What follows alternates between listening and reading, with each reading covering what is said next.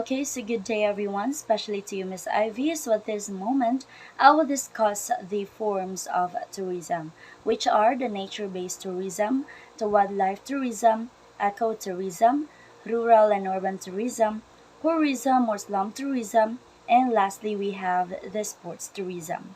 Okay, so I guess all of us are very familiar with these forms of tourism, right? But now let's begin with the nature-based tourism. Okay, so basically, when we hear the word nature-based tourism, we can definitely think about going to Sapa, going to Bukid, or even going to Dagat. Something that would really encourage visitors to take an interest directly to the natural attractions. Okay, so especially we can say that it is kind of popular nowadays tungod kay dali rata nga makapag og spot sa kana nga place. And of course, when you think about conveniency, mas dali jud and mas less tag magasto when we go to these various places. Alright? So, because of that, I have here numerous and important examples of nature-based activities. Okay, so first of all, we have the fishing. Second is the canoeing. No, so as you can see sa picture, it is a activity of paddling into a light and narrow boat. And then the third one, we have the cliff diving. And then we have the boating, mountain climbing, safari, whale watching, say for example in Aslub, Cebu, which is kind of popular nowadays. And then we have the camping. Okay, so it is kind of good activity, especially for friends and families. And then we also have snorkeling. One important fact according to Dewar et al. 2008 is that nature-based tourism is one of the fastest growing forms of tourism, partly because nature provides an escape from stressful work environments, which is true, right? So indeed, through nature-based tourism, Jod, it didn't just relieve our stress, but also through this form of tourism, we can help conserve the environment and definitely improve the welfare of local people. Okay, so now everyone, let's move on to the wildlife tourism. And I guess all of us has an idea to what wildlife tourism is, right? Because I think that was last semester when we tackled about this topic. But right now we are fortunate enough to discuss it further. Okay, so when we say wildlife tourism, this refers to the observation and interaction with local animal and plant life. And basically, wildlife tourism is a travel to destination for the sake of appreciating various wildlife animals or wild animals in their natural habitat. And we have the most popular example of wildlife tourism, which is traveling to Africa to experience African safari, an overland adventure or an expedition into the wilds of Africa with no hunting involved. So as you can see in the picture nga akong gibutang dira, so inside it, ang mga tourists is inside a game viewing vehicle or a safari vehicle together with their tour guide. Because in this kind of activity or in this kind of tourism, dili jud pwede nga kamukamura without your tour guide jud. So in order na lang to be safe, kay mga dagkuman nga mga animals and mga wild animals ang imuhang ma-interact in that place, no? Okay, so now we have the ecotourism. So basically, the Department of Tourism Philippines defines ecotourism as a form of sustainable tourism within a natural and cultural heritage area.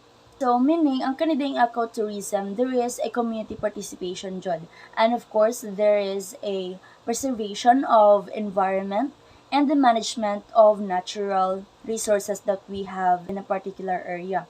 Also, it promotes enrichment to the host community or the local people, and of course, to the various visitors. So, basically, there's an important thing to remember about the word ecotourism. So, guys, the term ecotourism was coined in 1983 by the Mexican architect Hector Ceballos Lascarin. So, rural tourism involves all tourist activities which will take part in the urban areas. So this form of tourism experiences the farm tourism, homestay, and local gastronomy.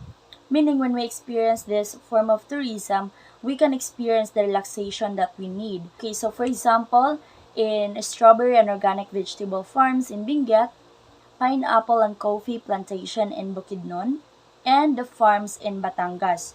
So, by those examples, we can say that it creates opportunity for the tourist to experience this type of tourism and for locals to generate additional income and an avenue for direct marketing to consumers. So this form of tourism really helps the locals to directly promote sa ilahang mga gibaligya. For example, sa katong gingon nga strawberry farm sa Benguet. So by that, murag makaingon sad sila nga kanang ay mopalit ko ani for pasalubong para madala na ko sa ako ang balay and for my family ingon ana. Distinct character of rural destination is that time passes by slowly. So some people find this form of tourism as a totally refreshing compared to a fast-paced life in the city. And now, since there is a rural tourism, then no doubt that we also have urban tourism. Okay, so according to UNWTO, urban tourism is a type of tourism activity which takes place in an urban areas or urban space, with its inherent attributes characterized by non-agricultural based economies such as administration, manufacturing, trade, and services. So unlike sa rural no nga kanang ang rural tourism is kato kung gingon ganina nga main economic activity jud nila is ang agriculture, while ang urban tourism is more on mga manufacturing in the city. So basically, urban tourism is also called a city tourism, which aim at visiting a city while traveling for recreational purposes. Tourism is a form of tourism that uses poverty itself as the main attraction. Slum tourism or ghetto tourism are the two versions of tourism. And actually, based on my research, in the 1880s, slumming became a tourist phenomenon. Example, in that same year, na ay wealthy nga British tourists ang ganahan mo visit sa usa ka impoverished urban areas in the streets of Bowery, New York. Where makaingon jud tangan na exist na jud din siya nga form of tourism. But if you are wondering nga naay negative aning form of tourism, maybe because Islam tours treat people like animals in a zoo, that you can stare them but you can dare to close or to get close to them. And also negative impact aning tourism is that ang visitors aren't interested in meaningful interaction, but because they just want to take photos. However, there are several positive impacts for this form of tourism. First of all, a spotlight on poor areas sa kaning mga foreigners may help governments move more quickly para mas ma-improve ang living conditions sa kaning mga tao nga nag-live ngadto. And if mangutana mo, asa di padulong ang profit ani implement og slum tourism? So basically, based on my research, operators have made sure that part of their profits are recycled into the local hands. For example, by creating local charities. And now we have the last one, which is the sports tourism. So kani siya nga form of tourism is quite familiar jud sa to us, since the purpose of this form of tourism is the act of traveling from one locality to another in order to watch or participate in various sports events. For example, moadto ka Manila to watch triathlon events, or even moadto ka gawas sa China, sa Hong Kong, or anywhere nga mo-watch kag Olympic Games outside the country na. And then we also have volleyball tournaments sa China and many more. Basically, sports tourism provides several opportunities to travelers. Say for example, if you want to watch football in Brazil, then kani siya, it offers you an opportunity to learn about their culture, to meet new people, to meet Brazilians, and ana. So therefore, we can say that sports tourism helps to promote cultural understanding and appreciation among different countries. That would be all for our reporting. Thank you so much for your attention and have a good day.